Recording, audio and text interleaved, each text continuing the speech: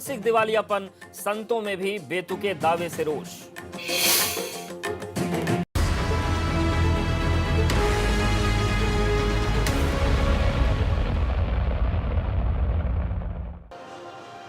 नमस्कार, एबीपी गंगा देख रहे हैं आप। मैं हूं अवधेश। उत्तर मागे प्रदेश की शुरुआत करते हैं और उत्तर मागे प्रदेश में आज हम बात करेंगे राम की। दैहिक दैविक भौतिक तापा, राम राज काहू नहीं व्यापा। जब इस चौपाई को हम सुनते हैं तो हमारे मन में सरयू के तट पर अयोध्या की तस्वीर आती है। इस चौपाई को सुनने के बाद उस राम राज्य की कल्पना हमारी आंखों के सामने आती है जो दशरथ में राजा रामचंद्र ने स्थापित किया। लेकिन नेपाल के प्रधानमंत्री केपी शर्मा ओली के बयान के बाद सवाल ये उठ गए हैं कि आखिर ओली साहब बिगड़ी बिगड़ी बोली क्यों बोल रहे हैं, किसके कहने पर बोल रहे हैं और आखिर क्यों बोल रहे हैं। सवाल जब ये उठा तो संत भी नाराज हैं, सनातन परंपरा के मानने वाले भी नाराज हैं और सवाल यही कि आखिर नेपाल के प्रधानमंत्री राजा राम को नेपाल का राजकुमार क्यों बता रहे हैं। इससे पहले भी कई भारत विरोधी गतिविधियां वो कर चुके हैं, रोटी बेटी के रिश्ते को तार तार करने की कोशिश कर चुके हैं, लेकिन राम पर जो रार छिड़ रही है ये क्यों हो रही है, कितनी आगे तक जाएगी, यही उत्तर मांग रहा है प्रदेश। अयोध्या से नेपाल के जनकपुर में हर साल जाती है राम बारात। जनकपुर के लोग राम को मानते हैं अपना दामाद। जनकपुर सीता मंदिर में जीवंत हैं जनक नंदिनी की यादें। लेकिन नेपाल के पीएम ओली बोल रहे हैं बहकी बहकी बोली। सीमा के बाद ओली का आध्यात्म संस्कृति से खिलवाड़। ओली के अंतर्राष्ट्रीय फरेब पर संत हुए नाराज। नेपाल के प्रधानमंत्री केपी ओली ने जो बयान दिया है, मैं जगत गुरु परमहंस आचार्य पीठ श्री तपस्वी जी की छावनी अयोध्या से उसकी घोर निंदा करता हूं। भारत में शुरू हुआ नेपाल के पीएम का विरोध। अयोध्या धाम उत्तर प्रदेश को लेकर के नेपाल के प्रधानमंत्री जी का जो बयान है, एक राम भक्त के नाते मैं उसकी भर्त्सना करता हूं, निंदा करता हूं। हम हैं राम जी के, राम जी हमारे। नेपाल के ओली बहादुर आप कहां से पधारे। उत्तर मागे प्रदेश।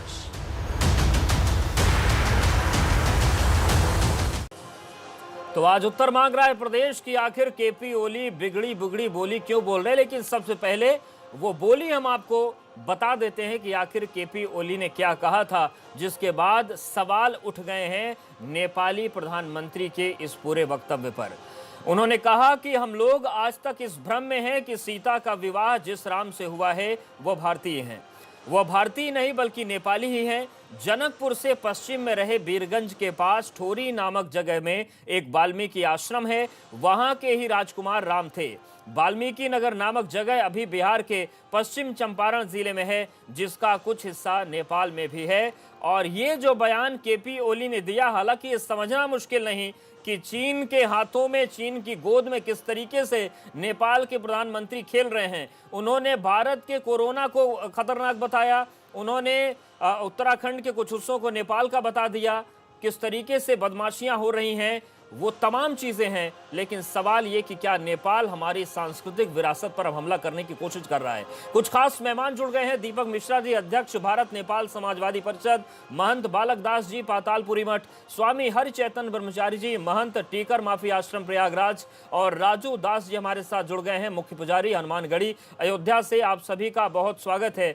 लेकिन सबसे पहले स्वामी हरिचैतन्य ब्रह्मचारी जी आपके पास आते हैं। ये जो वाल्मीकि आश्रम का जिक्र केपी ओली कर रहे हैं, ये जो जनकपुर के पास के इलाके की बात कही जा रही है, क्या भौगोलिक तौर पर हमारी पूरी सनातन संस्कृति पर सवाल उठाने की कोशिश है?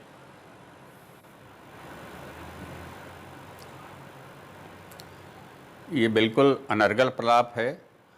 जीवन में कभी यह प्रश्न ना तो उठा है और यह उनका दुर्भाग्य है, उनके देश का दुर्भाग्य है कि हमारी संस्कृति पर, हमारे देश पर, हमारी अवध नगरी पर, जिसे वो आज चाहते हैं कि हमारी ज़मीन पे, तो ज़मीन को लेकर के आस्था पे चोट नहीं लगानी चाहिए।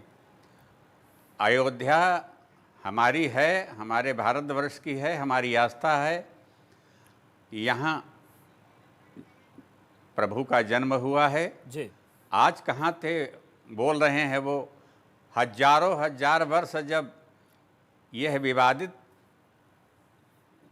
राम जन्मभूमि के लिए मुग़ल सम्राट वगैरह कर रहे थे, तब ये कहाँ थे, तब उनकी जानकारी नहीं थी। लेकिन स्वयं भगवान ने कहा है, आज से 500 वर्ष पहले, हजारों वर्ष पहले वाल्मीकि ने स्वयं लिखा है, जी ना तत्र मादृग जनिता न जाता पदच्युतो हम प्रथमम सभार्या स लक्ष्मणो रणमुपागतश्चे मारीच माया निहितांतरंगा।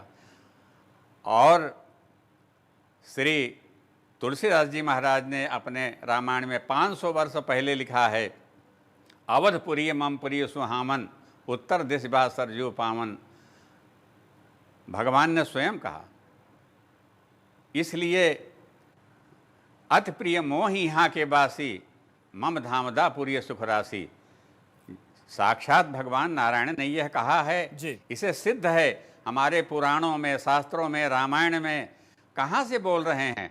यह अनर्गल प्रलाप वो बंद करें, अन्यथा हमारे देश के संत महात्मा धर्माचार्य और 1 अरब 30 करोड़ जनता इसके खिलाफ है। बिल्कुल खिलाफ है। और राजू दास जी मैं आपके नहीं पास जानता आते हूं हैं, कि अगर जब हम कहीं थोड़ी अयोध्या की बात जमीन- करें तो 2 प्राचीन परंपराएं दिखती हैं। पहली तो अयोध्या से लेकर चित्रकूट तक आपकी भरत यात्रा जाती है। दूसरा, हर साल अयोध्या से जनकपुर राम बारात जाती है। ये 2 परंपराएं लगातार चल रही हैं और इन सब के बीच अब नेपाल कह रहा है कि जनकपुर के दामाद जो राम थे वो पड़ोसी में वीरगंज वाली अयोध्या है, ये उत्तर प्रदेश की सरयू के तट वाली अयोध्या नहीं है। वो नेपाल के हजारों वर्ष प्रधानमंत्री पूर्व के दामाद हो महर्षि सकते वाल्मीकि हैं, ने लेकिन लिखा हमारे है, भारतवर्ष अवधपुरी के ममपुरी। जी राजूदास जी अपनी बात पूरी करें। हजारों वर्ष पूर्व में महर्षि वाल्मीकि जी ने लिखा है कि अवधपुरी ममपुरी सुहावन उत्तर दिश बहे सरजू पावन। तो कहने का मतलब है कि अयोध्या सनातन संस्कृति का देश शुरू से रहा है। भारत और नेपाल चिरकाल से, पूर्व काल से दोनों एक ही भारत का भूभाग नेपाल रहा है। लेकिन ओली की बिगड़ती बोली जो पूरे नेपाल में रहने वाले हिंदू जनमानस के मन में एक कुठारा घात कर रहा है। हिंदुस्तान के आम जनमानस, साधु संत में एक विशाल रोष है। रोष इस प्रकार की है कि अभी पा जाएं तो नेपाली पीएम को हम उत्तर प्रदेश और अयोध्या ले आए, ये स्थिति है। क्योंकि इस प्रकार वामपंथी विचारधारा, उनकी कम्युनिस्ट विचारधारा, कभी भी किसी भी धर्म के बारे में उनकी नियति कभी साफ रही ही नहीं। ये तो वामपंथियों की मुंह पे तमाचा ओली ने मारा है। जो वामपंथी कभी देवी देवताओं को नहीं मानने वाला, उस वामपंथी विचारधारा के मानने वाला ओली, ये एक उसने अहम कहा चीज कि आप कह भगवान रहे राम हैं। नेपाल के थे, अयोध्या के नहीं। दीपक मिश्रा जी, सवाल यही है, जो बात राजू दास जी कह रहे हैं कि ये जो संकट है, ये जो तमाचा है, ये वामपंथियों पर है या सनातन संस्कृति परंपरा और जो हमारी मान्यताएं हैं उस पर भी ओली साहब मुखर हो रहे हैं, जो कि पूरी तरीके से गलत है, निराधार है। तमाम तथ्य ऐसे हैं जिससे समझ में आता है कि ओली साहब क्या इस वक्त बोल रहे हैं। देखिए, ओली जी ने ऐसा वक्तव्य क्यों दिया, क्यों इस बयान से उन्हें शर्मा जी को शर्माए फिरना पड़ रहा है नेपाल में, इसके पीछे जो मंतव्य है, जो यथार्थ है, जो थोड़ा स्याह है, उसे समझना होगा। ओली जी जिस धड़े को, कम्युनिस्ट पार्टी में भी जिस धड़े को हेड करते हैं, जिनका उन्हें समर्थन प्राप्त है, वह वस्तुतः चीन द्वारा प्रेरित है। उनका जो दूसरा ग्रुप है उसी दल में, ये घोषित है, ये मैं कोई मतलब हिडन बात नहीं बता रहा हूँ, ये बच्चा जर्रा रोआ रेशा जानता है। जो दूसरा ग्रुप है प्रचंड का, वह भारत के कम्युनिस्टों द्वारा पोषित है। तो ऐसी स्थिति में एक टकराव है अब इसके अलावा आप आइए, अभी उन्होंने एक कानून लाया था जो बेटी और विवाह वाले संदर्भ में था, तो उससे 81.8% जो हिंदू हैं नेपाल के वो चिढ़ गए। तो उन्हें क्या करने के लिए एक अंधराष्ट्रवाद की चाशनी, अंधराष्ट्रवाद यानी संकुचित और क्षुद्र राष्ट्रवाद का उन्होंने एक पासा फेंका है। यह पासा कोई भी राष्ट्राध्यक्ष, भारत इसका अपवाद नहीं, जर्मनी इसका अपवाद नहीं, यूरोप और अमेरिका तक इसके अपवाद नहीं है, तब फेंका जाता है, तब सांस्कृतिक अस्मिता पे सवाल राष्ट्राध्यक्ष उठाता है जब उसे लगता है कि वह जिन चुनौतियों को उसे फेस करना चाहिए था, उसे फेस करने में असमर्थ हो गया है। आज आप देखिए, अब भारत से तो तुलना की नहीं जा सकती, भारत चीन जैसे देशों से, लेकिन आज श्रीलंका, भूटान और बांग्लादेश के मुकाबले नेपाल काफ़ी पीछे है। मात्र 1600 उसकी प्रति व्यक्ति आय है।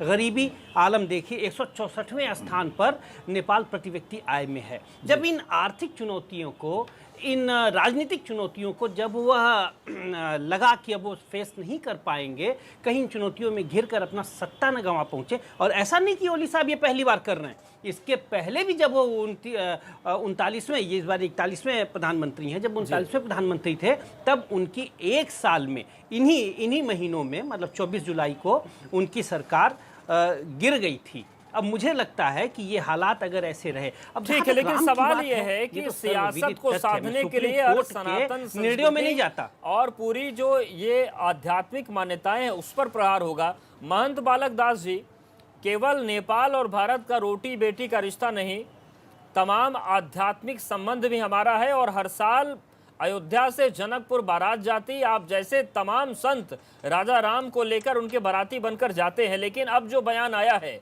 किस तरीके से संत समाज इसको काउंटर करेगा, किस तरीके से आप नेपाल के प्रधानमंत्री को संदेश देंगे?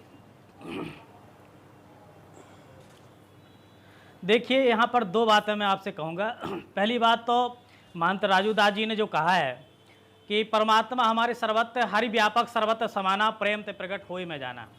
अगर वहाँ के प्रधानमंत्री को लगता है कि राम यहाँ पर हैं तो राम वहाँ पर भी हैं, और ऐसी स्थिति में जहाँ तक रहा जन्म की बात, तो परमात्मा का जो अवतार हुआ है, जो प्रकट हुए हैं, वो अयोध्या जहाँ पर वो कहना चाहते वो है नहीं।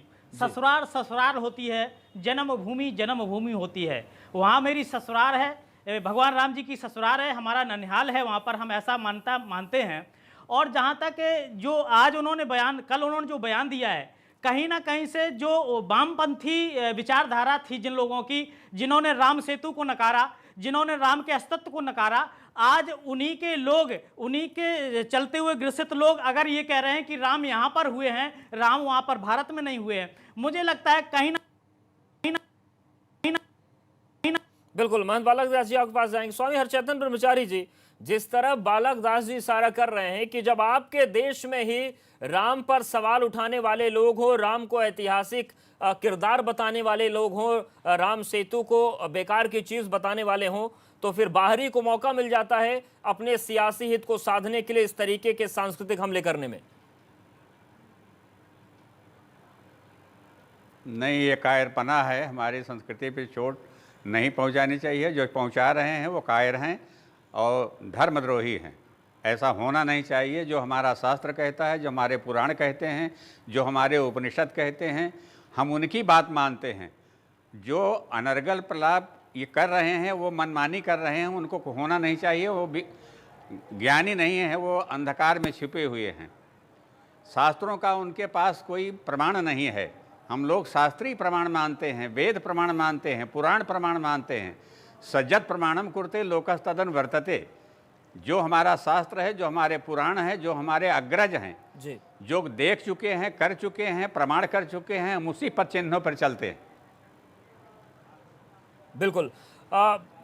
राजू दास जी, जिस तरीके से स्वामी जी कह रहे हैं कि हम वेदों के, पुराणों के जो प्रमाण हैं उसी के आधार पर आगे बढ़ते हैं, और इन सब के बीच अगर हम प्रमाणों की बात करें तो निश्चित तौर से अगर ये झगड़ा नेपाल ने शुरू किया है तो प्रमाण भी मांगेगा। हालांकि प्रमाण उनके पास कुछ रहेंगे नहीं, लेकिन सवाल यही है कि एक राम के मंदिर के नाम पर जो लड़ाई चली सदियों पुरानी, उसको खत्म करके एक राहत की सांस ली थी। अब क्या आप मानते हैं कि अंतर्राष्ट्रीय स्तर पर इस तरीके की हरकतें हुई तो आप संतों के लिए एक नई चुनौती है, फिर से लड़िए? नहीं, इसमें लड़ने की बात नहीं। हमारे राम जो हमारे आराध्य, जो हमारे प्रभु हैं, इष्ट हैं, वो पूरे विश्व जनमानस के हैं। अभी देखिए, अमेरिका में लोग भगवान राम को मानते हैं, तमाम देश में भगवान श्री राम को मानते हैं, लेकिन नेपाल के जो राष्ट्राध्यक्ष हैं उनकी विचारधारा गलत है, उनकी जो भाव है वो गलत है, उनकी भाव जो है चीन प्रेरित है। उनकी जो है इस प्रकार नेपाल में विरोध हो रहा है, उनको ये डर लग रहा है कि कहीं हिंदुस्तान इस बात को भांप ले, और क्योंकि नेपाल में लगातार ओली के खिलाफ जबरदस्त विरोध हो रहा है, उस विरोध को दबाने के लिए, उस विरोध को काटने के लिए नया राग अलाप दिया है क्या कि राम जी नेपाल में जन्म लिए, राम जी नेपाली हैं। वेद, पुराण, शास्त्र, उपनिषद, युगांत तक अयोध्या का वर्णन है, और उत्तर प्रदेश में अयोध्या है। अभी लगातार कितने वर्षों तक लोगों ने मुकदमा लड़े विधर्मियों के द्वारा, तब हम राम जन्मभूमि पे विजय प्राप्त कर रहे हैं। तो कुल मिला के ओली का पतन का दिन आ गया है, ओली की सरकार गिरने वाली है। ये साधु संतों का अभिशाप है ओली के ऊपर, क्योंकि ओली अब विधर्मियों के साथ चलने लगे हैं। तो मुझको लगता है कि बस नेपाल के हिंदू जनमानस अब ओली को बर्दाश्त नहीं करेंगे और नेपाल की सरकार गिर जाएगी। ठीक है दीपक जी, सवाल वो मैं उठा रहा हूं जो स्वामी हरचैतन्य ब्रह्मचारी जी ने माफ कीजिएगा, महंत बालक दास जी ने कही थी अभी, कि जब हमारे ही देश में राम पर सवाल उठाने वाले लोग हों तो बाहर वाला कोई सवाल उठा भी दे अपने सियासी हित में फंस के, तो क्या हम आश्चर्य करें जब अपने देश में ही राम पर सवाल उठाने वाले लोग बैठे हैं। देखिए, पढ़ना चाहिए राम को। लोहिया ने रामायण मेला लगाया था चित्रकूट में, और राम को अल्लामा इकबाल ने भारत का इमाम हिंद कहा था, नाज़े हिंद कहा था। ये दोनों अल्लामा इकबाल ने कहा है। तो ऐसे में राम के अस्तित्व से ज़्यादा जरूरी, राम कोई मानवीय व्यक्ति तो थे नहीं, मर्यादा पुरुषोत्तम थे, वह लोक मानस को किस तरह से प्रभावित करते हैं और लोगों को मर्यादा से जोड़ते हैं, यह महत्वपूर्ण है। अब प्रश्न यह है कि ओली जी ने ऐसा वक्तव्य क्यों दिया। नहीं, तो सवाल दीपक जी, मेरा सवाल ये है, जानते हैं कि राम का क्या भारत का वो राजनीतिक वर्ग इस बयान के लिए जिम्मेदार है जो राम पर पहले सवाल उठा चुका है, राम पर हाय तौबा मच चुकी है। जब अपने ही देश का जो सियासी वर्ग है राम पर सवाल उठा देगा, काल्पनिक बता देगा, तो दूसरे को क्या जा रहा है, वो तो फंसा हुआ है अपने सियासी स्वार्थ में। पहली बात तो यह है, देखिए, पहली बात तो यह है कि राम के अस्तित्व और राम के लोकमानस पर प्रभाव से सवाल उठाने वाले लोगों को भारतीय आत्मा, भारतीय जनमानस की पहचान नहीं है। चंद लोगों के बयानों को भारत का वक्तव्य नहीं मानना चाहिए। और ओली जी, और आप देखिए, इंडोनेशिया में रामायण खेली जाती है, और जो नेपाल में जो आप्तवचन रामायण है, भानुभक्ति रामायण, उसमें कहीं उल्लेख नहीं है कि राम का जन्म नेपाल में हुआ था। उसमें भी बाकायदे तमसा नदी के तट पर अयोध्या का वर्णन है। भानुभक्ति रामायण, जैसे यहाँ पे तुलसी रामायण है, रामायण के तो करीबन हजारों आप्तवचन है। तमिल का अलग है, मलयालम का अलग है, इंडोनेशिया का अलग है, थाईलैंड का अलग है। भानुभक्ति रामायण में भी कहीं इस तरह का उल्लेख नहीं है।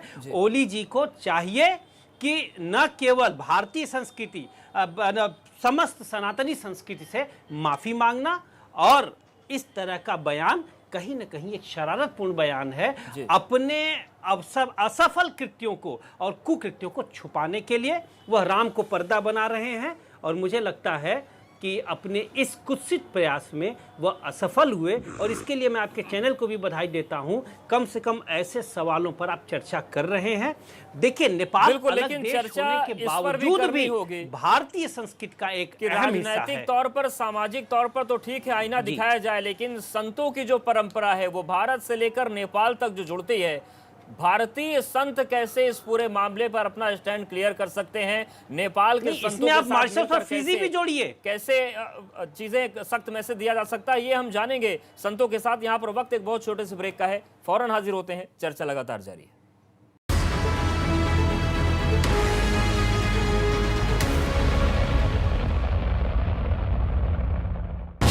राजस्थान से